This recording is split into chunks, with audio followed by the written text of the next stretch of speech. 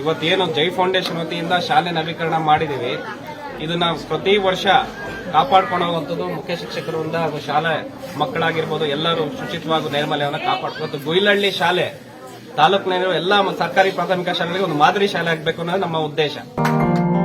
ದೇಶಕ್ಕೆ ಯೋಧ, ನಾಡಿಗೆ ರೈತ, ಬಾಳಿಗೆ ಗುರು ಒಬ್ಬ ತಾನೆ.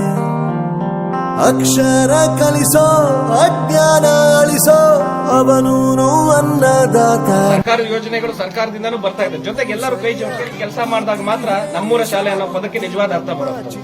ಇಲ್ಲಾಂದ್ರೆ ಅದು ನಮ್ಮೂರ ಶಾಲೆ ಅನ್ನೋದು ಬೇರೆ ಪದಗಳು ಬೋರ್ಡ್ ಮೇಲೆ ಇದಕ್ಕೆ ಮಾತ್ರ ಸೀಮಿತ ಆಗ್ತದೆ. ಅದಾಗಬಾರ್ದು ಅನ್ನೋದೇ ನಮ್ಮ ಸಂಸ್ಥೆಯ ಉದ್ದೇಶ.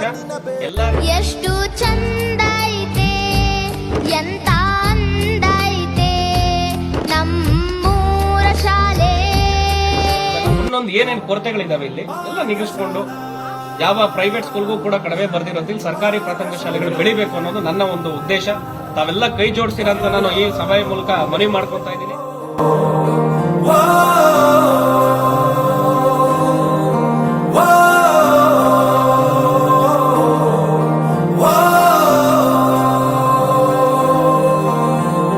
ದೇಶಕ್ಕೆ ಯೋಧ, ನಾಡಿಗೆ ರೈತ, ಬಾಳಿಗೆ ಗುರು ಒಬ್ಬ ತಾನೆ.